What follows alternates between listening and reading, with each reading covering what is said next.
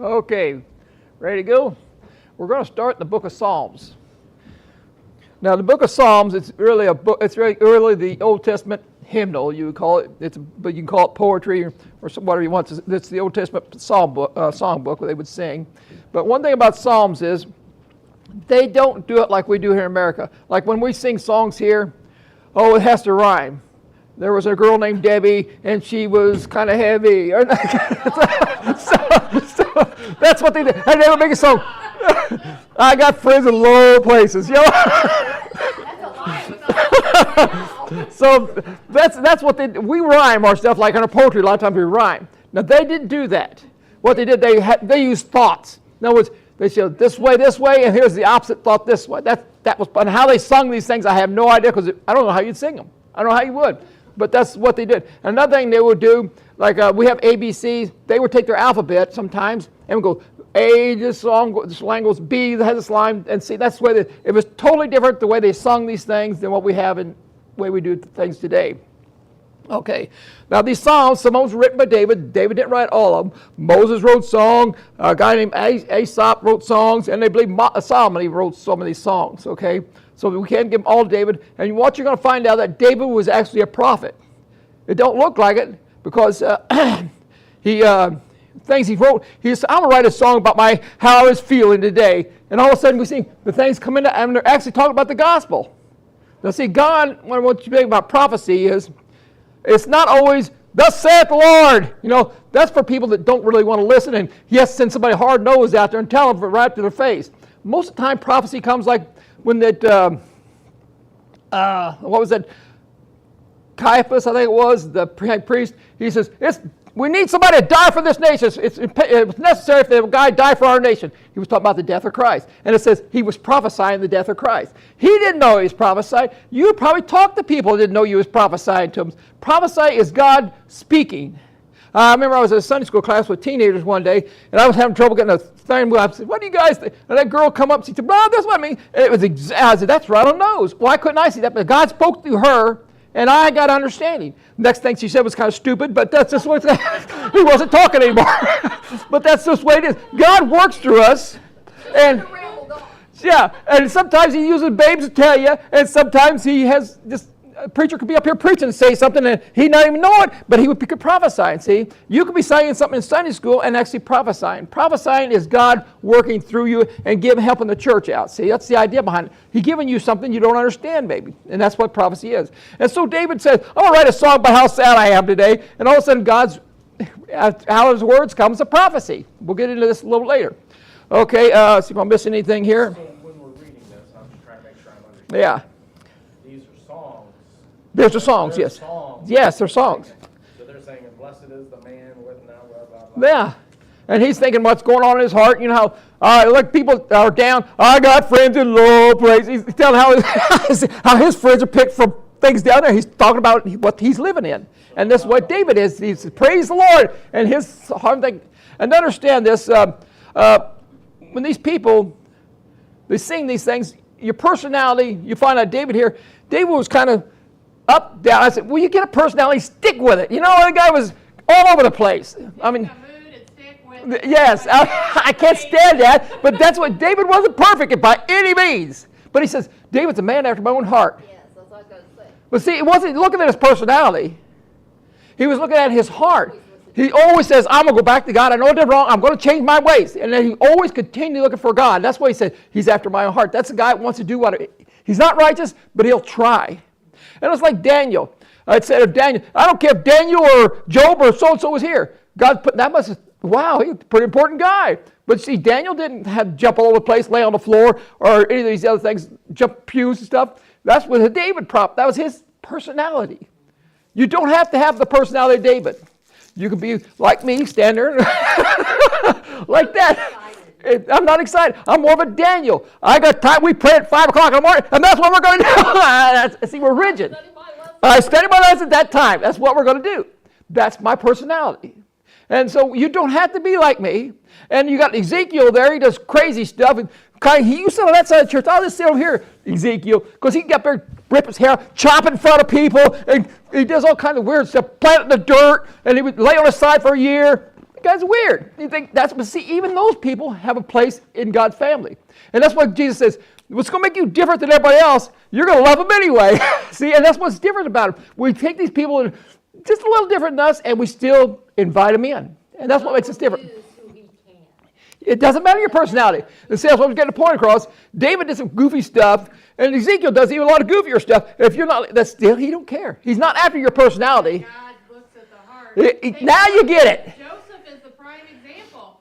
They went through and looked at every son. You don't have any other sons? Well, yeah, I got this one. You That know, was watching the David, yes, sheep, David. You know, and he comes in, this little scrawny thing, and that's God.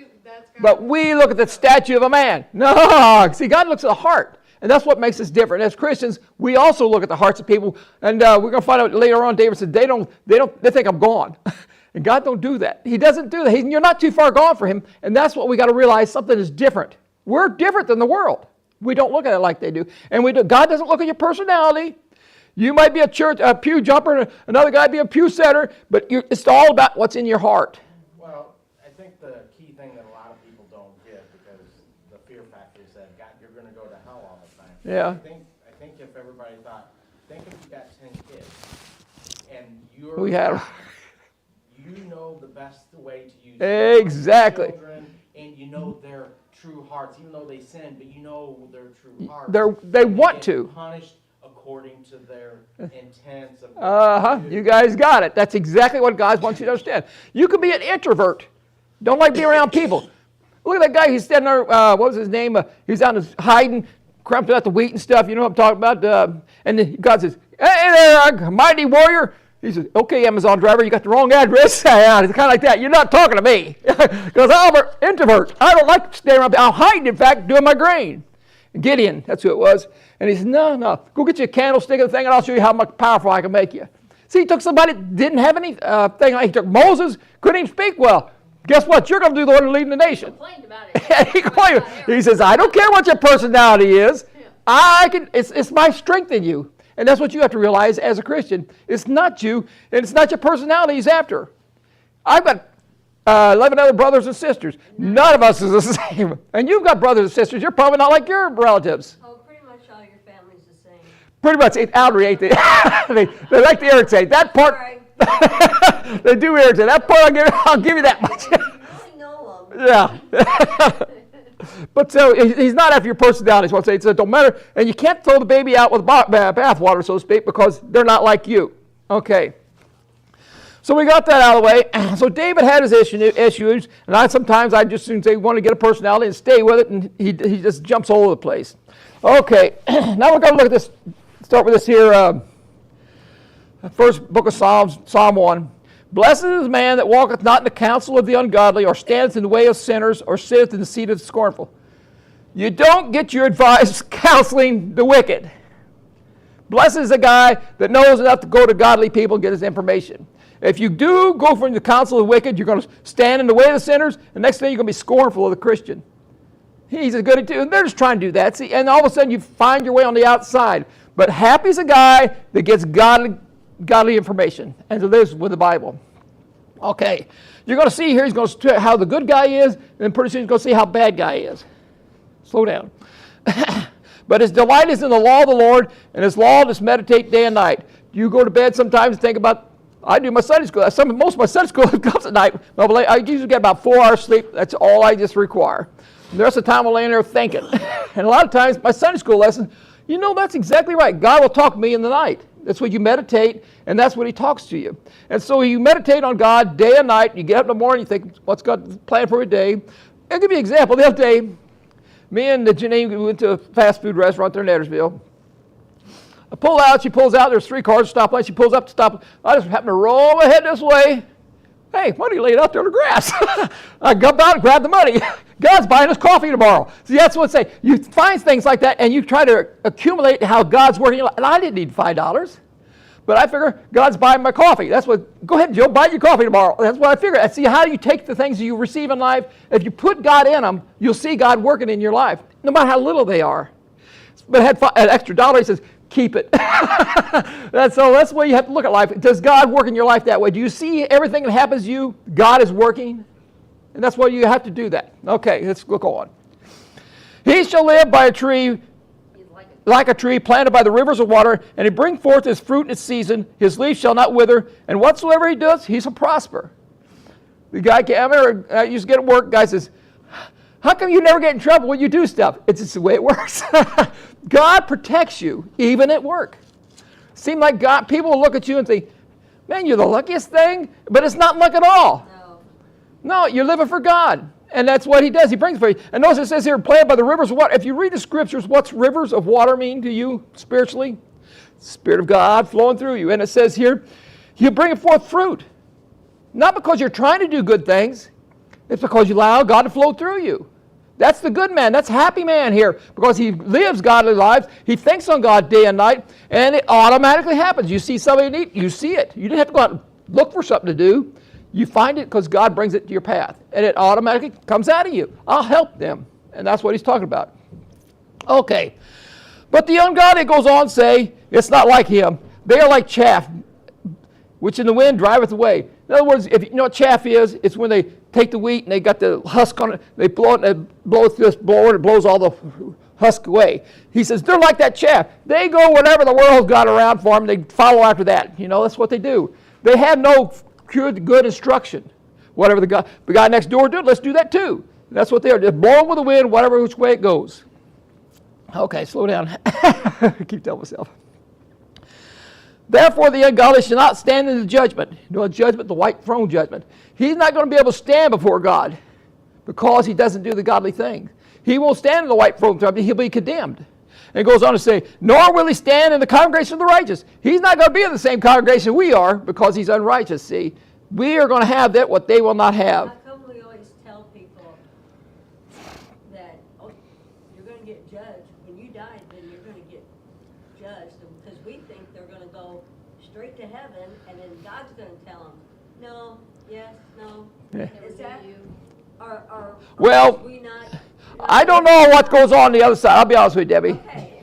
I do know Saying, don't we believe? we do judge it. And come to think of that, we're going to bring that up a little later on. Jesus said, judge not with David. Oh, I'll read the next one. Here's this. I'll read the next Psalm number 2 here. It says here, what does it say here?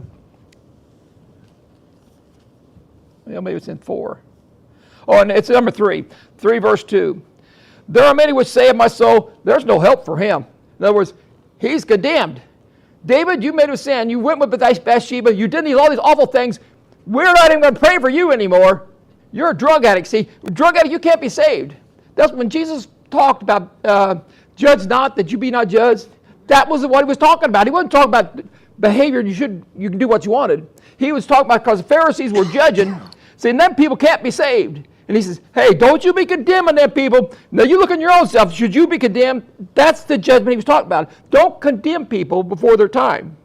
That's what he was referring to. Unless you want to judge yourself and see that you're not up to par either. That's the judgment he was trying to get across. Don't go around condemning people. You're a drug addict. You can't be saved. You still pray for those people in your family that do not quite make the mark, so to speak.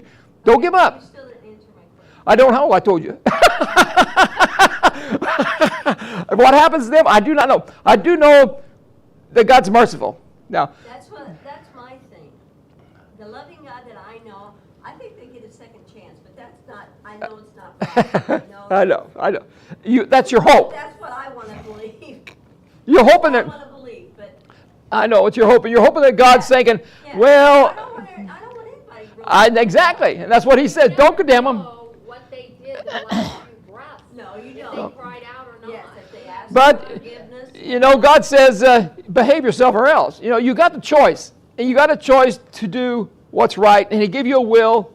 And if, but there's a difference, people, that, I want you to understand, there's a difference between people who say, I'm not going to do what God wants, I'm going to do what I want. And there's other people that, maybe they didn't know. Or they didn't understand. Is God unrighteous? Some people are not as hard as they let on. No, they're not. And there's some people that say, I don't care what God says. Those people I know will be damned. Because I don't care. They won't even get to go, they go straight to heaven. I don't know. I presume they do, Debbie. I presume. No. I'm not there. I presume that's what happens. Because I've heard people that died and said, I went to hell. And then God let me out. I So, like other people's opinion. on yeah, that's right. what they think. There are people that do. What I think is that's God's choice. We don't know God's God's. I mean, I've struggled with this for a long time. Sure, everybody does, because we don't know what goes on the other side. But the way I look at it is, it's not my choice. No, I know. God can take somebody that I think is the worst heathen in the world and Make somebody out of sit it. next to him in heaven. Yes, And I'll never understand that until I get to heaven. That's why you. God help me understand it. That's why you hear me. Walk that fine line. No. That's why you hear me say there's a difference. Exactly. Don't walk Yeah. that line. There is a difference between the bride and those, and as you hear me say it all the time, there's those that are chosen. Many are called, but there's chosen people. They obey God and they follow Him down to the letter. There's a difference between the bride. That's what I call the bride, because they're in communion with God, like a husband and wife. We both go the same direction. That's what God's talking about there. That's the bride. There are some. He says, remember how some are invited to the wedding? They're not the bride. That's to say, there are people invited that aren't the bride. And he says, where's your guest? And some of them didn't have the outfit on. He says, you get out of here, but some of them made it, see? I don't know where the dividing line is, Debbie. I don't know. I ain't gonna go run to the edge to find out. I mean, but it's a dangerous thing. Got an opinion?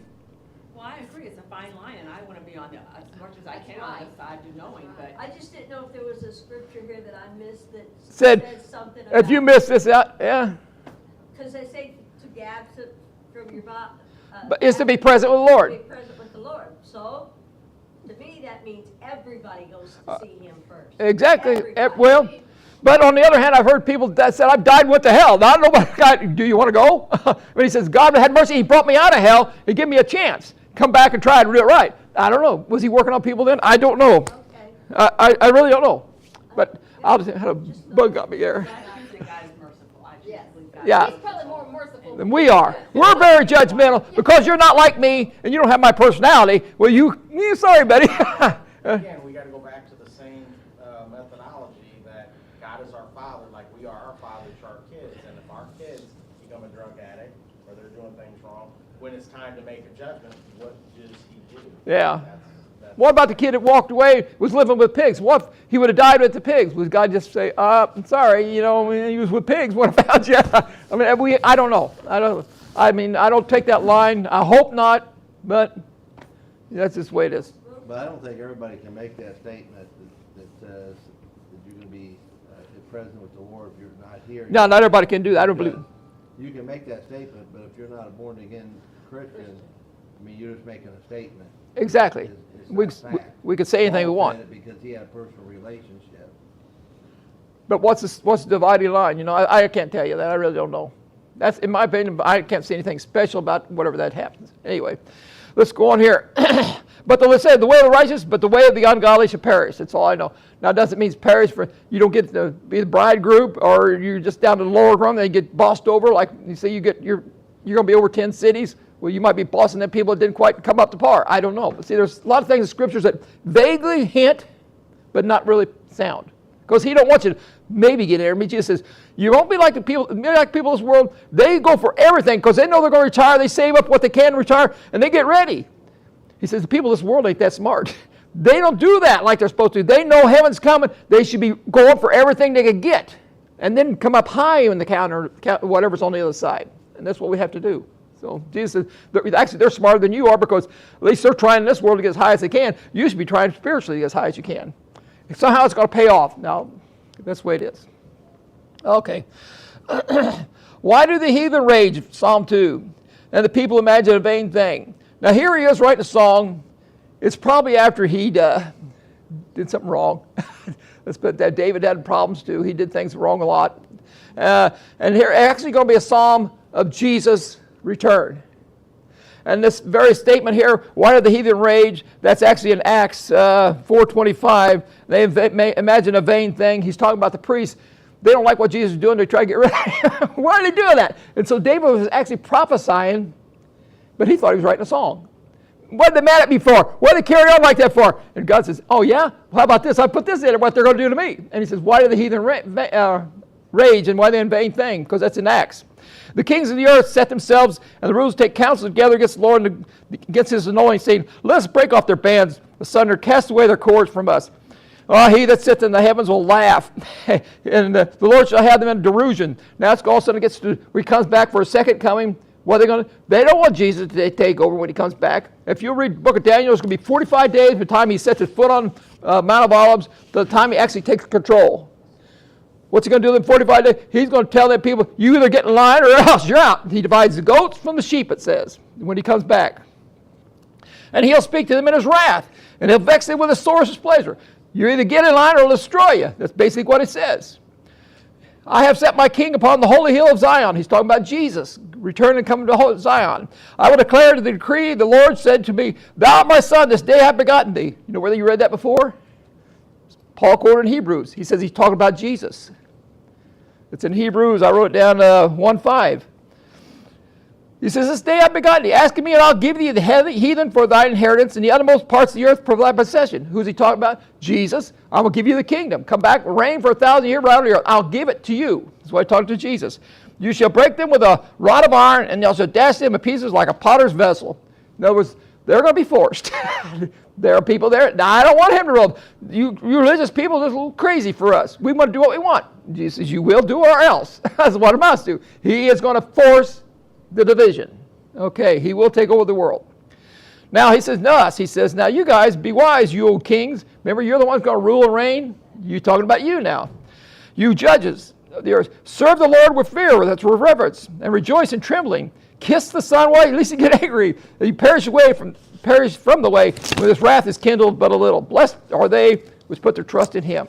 So he's talking to us come back after the tribulation period, going into the millennium. Do what's right.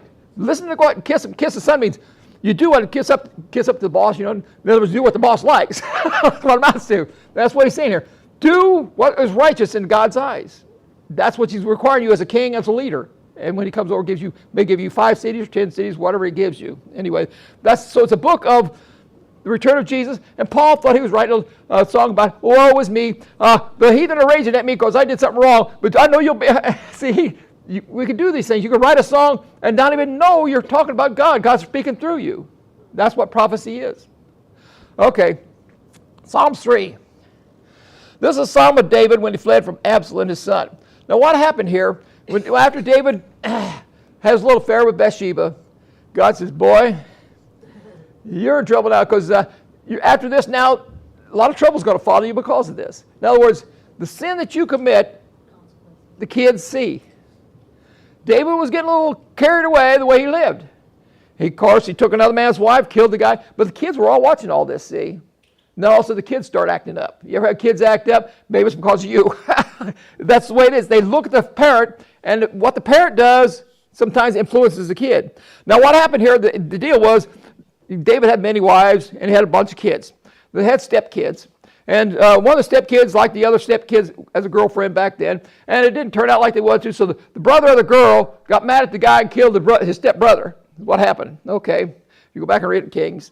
Anyway, that's what happened. And so then they decide, well, I did this. David ain't taking care of things. David wasn't a good father. I'll be blunt with you. That's another problem he had. You think David was so good, but he didn't quite take care of family like he should. That's why he had these rebellious kids. See, the kids were watching David, but David wasn't always behaving like he's supposed to, even though he's after God's own heart. He always repented, but he still had problems like we do. You ever say, boy, I wish I would have done that years ago? I have. Now, like I say, and these are things we have to watch out for, because too great a sin and you'll influence the kids to sin. And therefore, the sin, God says, now the sin's going to come back on you because you showed the kids how to live. And that's what happened here. The guy says, well, I killed the brother. David ain't take care of these things, so I'll take care of it myself. He kills the stepbrother, and he says, I'm going to be king. Well, David gets kind of scared. The big warrior, scared of his own kid. See, I told you he wasn't a good father. He took off, started running. That's what he's talking about. When he ran from Absalom, the son, is when this happened. So David wasn't perfect. And we see this here in his thing here. So that's the story behind us when it says when Absalom ran from his son. The son says, I think I'll be king. And he was taken over. Okay. He also got mad at him too because he was so concerned about, Absalom. That's exactly. He was gonna, David didn't deal with the issue. And of course, I think it was Joab or something, threw a dart to the kid's heart and killed it. See, now the problem's taken care of. All done. That's probably how God looks at somebody that you think, oh my gosh, why are you even messing with them anymore? Look at all they've done. And God says, but I'm very compassionate. See, now that part of David shows God's compassion.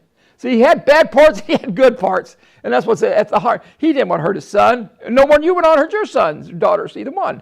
And that's what David was. But he was letting the whole community down by letting it go. He was dividing the nation. And so he fled from Abba's son. And he goes to his stall and he says, "Oh Lord, how are they increased that trouble me, many that rise up against me?" He says, "There be they which say of my soul, there's no help for him in God." That guy's no good. Anytime you get in politics, like David was a king, he was a politician. There's always the left and the right. And if you do something wrong, they're going to say it. They're going to see it and they're going to point it out. And he says here, they say, "There's no help for that guy. He's no good." And that's exactly what happened in David's case. There's people on the other side ready to get rid of him because they didn't like what his policies was. "But thou, O Lord, art my shield for me, and my glory, and the lifter of my head." Now, not only did Absalom took some of the people of Judah, and he chased after him, David. See, some of the people joined up with Absalom and wanted to make him king. We like what he thinks, see, and that's what happened here. "And I cried to the Lord my voice, and he heard me out of his holy hill. I laid me down and slept, and I awake. The Lord has sustained me. And I will not be afraid of 10,000 of these people. No matter how much they talk about me, I am going to stand." And he says, "They have set themselves round about me. Arise, O Lord, save me." I'm repenting. I'm sorry. Save me, Lord. I know I did this judgment, and I caused these problems by the way I lived. Help me. You ever have problems? Your past come back at you. "Lord, I need help. I'm not that way anymore." And that's exactly what happened to David. He said, "Save me, Lord. I'm sorry. I'm sorry. You told me this stuff was going to come on me, and it did." And that's exactly what happened here. "My God, for thou hast smitten all my enemies to the cheekbone. Thou hast broken the teeth of the ungodly." I've seen it before. You've rescued me. "Salvation belongs to thee, O Lord. Thy blessing is upon thy people." He says, I know he always returned back to the source. And that's what gave David his strength. That's why he said, "You got my heart. You know I'm there for you." And that's what the psalm was about. God is there for you. Well, you might go wrong, but you can come back, see? And he's always there waiting. He says, that's what David had. He had that understanding. If I go back to God, he'll straighten things out for me. I know he will. And that's exactly what happened as he was running from this guy chasing him. Absalom. Okay. 5 more minutes. Okay. Let's go to 4. Any comments? Okay, this one here is to the chief musician on the Negaloth. Now, Negaloth is like a stringed instrument. David played the harp. He was a musician. He knew all about music and stuff. He says, I think this sounds better on a guitar than it would be on the piano. And that's what he always writes these little instructions on top here, how he wants it played. Remember, it's a song. Okay. So he said this, the Psalm of David. "Hear me, O Lord, when I call of my righteous. Thou hast enlarged me when I was in distress. Have mercy upon me and hear my prayer." Now, this is probably where he was being still chased and stuff, okay? "Oh, you sons of man, how long will you turn their glory into shame?" First off, let's start back here. This is here first. He asked David, slow down. Okay. "Hear when I call, God, of my righteousness. Thou hast enlarged me when I was in distress. Have mercy upon me and hear my prayer." That's David praying. Here's God answering. Okay, in the song. "Oh, ye sons of men, how long will you turn my glory into shame? How long will you love vanity and seek after leasing?" Now, leasing is lying. Well, you continue to lie all the time like that. That's what he's talking about here.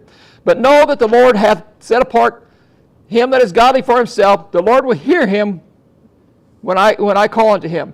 And it says, "Stand in awe and sin not. Commune with your own heart upon your own bed. Be still." Okay, I want to mention here, when it says be still, wait.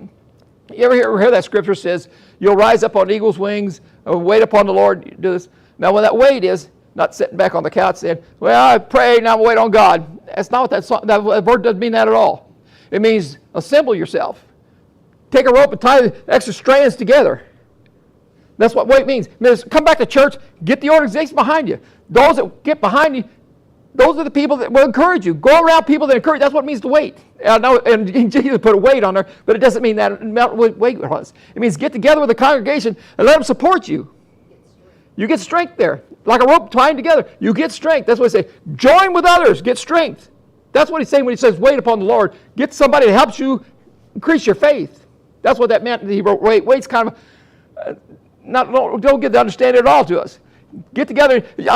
I'm praying about this. I'm sick. Will you help me? That's what he means when it says wait upon the Lord. No, go with other people like-minded. And that's what it's talking about when it says that. And then you'll renew eagle's wing. Then you'll get stronger because you're as a congregation. 2 or 3 gathered together. That's what it's talking about when it says that. Sidetrack a little bit, but that's okay. Okay, we're going to leave off that here. Verse 5. "Offer the sacrifices of righteousness and put your trust in the Lord." Now, when you have the sacrifices of praise, we have sacrifices of righteousness. Your life is a sacrifice. You know, when it says how we should fast, he says, you want real fasting, it's not the natural. Real fasting is doing what's right. Helping people out when you see it. That's what he talks about. Do things that are right. That's the fasting. See, we always think righteousness is, oh, let's go to church, carry a Bible, and do these things. God says, no, righteousness is living a godly life. See, we like to take a worldly stance on it. And God said, no, there's a spiritual side. That's what I want you to understand. And so he says, righteousness is a spiritual thing. You want to praise me? Live a godly life. Don't just speak it out of your mouth. Live it. And that's what this is.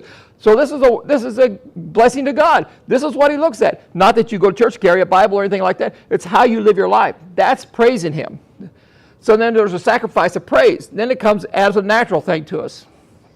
Okay. Sacrifice of righteousness and put your trust in the Lord. There's many that say, who will show us good? Lord, lift up the light of thy countenance upon us. In other words, what good does it do to serve God? That's what they're saying. These other people are referring back. There's no good in serving God. What's the worry about? I can just do what I want. But he says, you have put gladness in my heart more than that in their heart. Slow down. More than in the times that their corn and their Wine increased. In other words, David said, my foot almost slipped. I got to look at how much they was getting so much. They looked like they was doing okay. And he said, my foot almost slipped.